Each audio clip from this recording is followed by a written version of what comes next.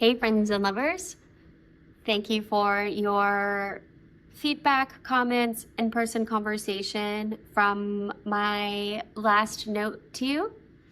In my last video, I shared how loveMELT came to be out of a longing for more play, possibility, more space to breathe and imagine in a world that currently feels overwhelming and pigeonholing. So, based on my last question to you, I have an exercise for you. So, take an ordinary object in your space, a coffee mug, a lamp, a chair, and imagine it transformed. If this wasn't just a lamp, what else could it be? A portal, a new invention of your own making, a sculpture, something completely different. Would it transform your day? If you're having any thoughts, maybe write them down. You can check out one of my own examples. So this little paper prototype initiated from an idea I had for an exhibition, a performance installation, which paid loveMELT subscribers can still read about in the loveMELT archives, which I'll link to in this Substack below. But essentially, this piece, I was wondering how I could transform an animal into a chair, into a human. And what stemmed from that was what resulted in Exotin. And Exotin is a piece that will drop in the first Founders Collection. Exotin isn't quite a stuffed animal.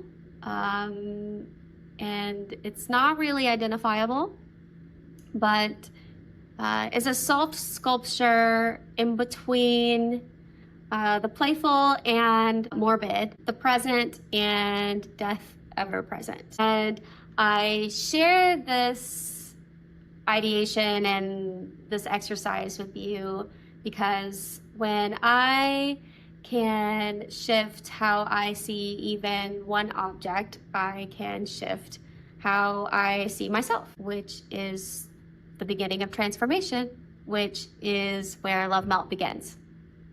And to give you an inside look at some of the creative inspiration behind loveMELT's thinking, loveMELT's approach is inspired by people like Eva Hesse, Louise Bourgeois, Huma Baba, artists who show that material objects can carry intimacy, vulnerability, and otherworldliness.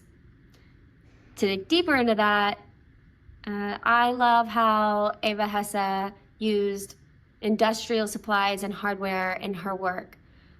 She brought a creative warmth to minimalism and lived playfully amongst her artwork and was in tune with her surroundings. Louise Bourgeois made a lot of artwork. She also destroyed a lot of her artwork.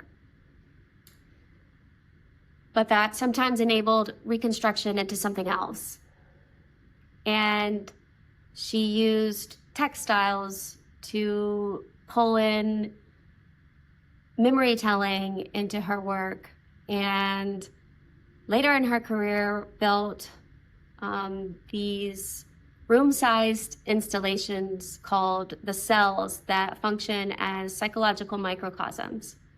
And Huma Baba, a living artist, has a really unique way of making hybridized forms that feel ancient yet futuristic, and incorporates interesting material combinations and creatively uses mediums and objects to show human vulnerability and otherworldliness with dark humor.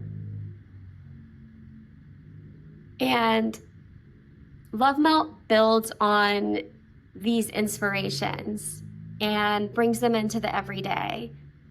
Objects you can hold, you can touch, you can use and display in multiple ways, in multiple places, that spark imagination, transformation, and if nothing else, dialogue. And maybe you're thinking this is a little too conceptual, but loveMELT objects are both tactile and usable and designed to open portals of thought. So, in my next Love Note to you, I will reveal the very first loveMELT collection.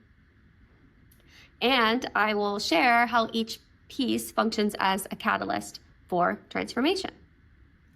Until then, I want to hear what you think.